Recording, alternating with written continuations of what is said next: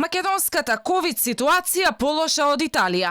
Светскиот просек на смртност го надминуваме за речиси 3%. За само 3 дена 45 луѓе ја изгубија битката со вирусот. Загрижува и што е најмладиот, починат имал 35 години.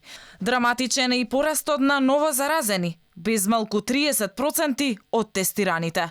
За големата смртност, една од причините според лекарите е што пациентите не стигнуваат во болница на време, но и чекањето со денови за ковид тест додека пациентите имаат симптоми. Доктор Синиша Стојановски за Алфа алармира. Најлошото допрва доаѓа.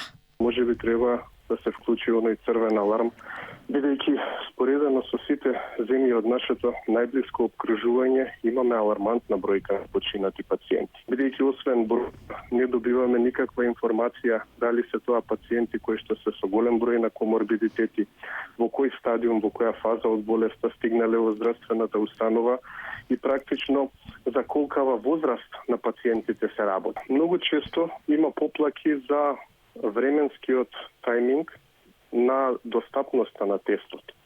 Дали алгоритмот кој што е поставен од страна на здравствените власти треба да се промери, мислам дека имавме доволно време да видиме дали е функционален.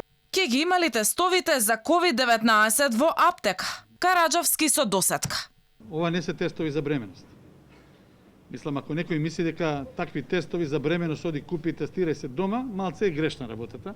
За сериозната ковид ситуација во која се наоѓа Македонија, ресорниот министер не се чувствува одговорен. Последната ваша објава на социјалните мрежи алармиравте дека состојбата е сериозна во Македонија со коронавирусот. Не перивте прст во никој за одговорност и самите вие се чувствувате ли одговорен за сериозната состојба во Македонија? Не. Пандемија значи дека болеста е присутна насекаде во светот, на повеќе континенти, со трендови во земјите и во регионот и во Европа и секаде на северна хемисфера кои што се идентични на нашите. Ние бевме земја која што прва воведе соодветни превентивни мерки. Во меѓувреме забрзано се пополнуваат и резервните капацитети.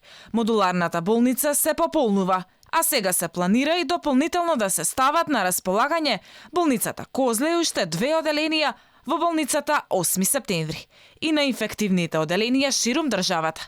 Капацитетите се исполнети.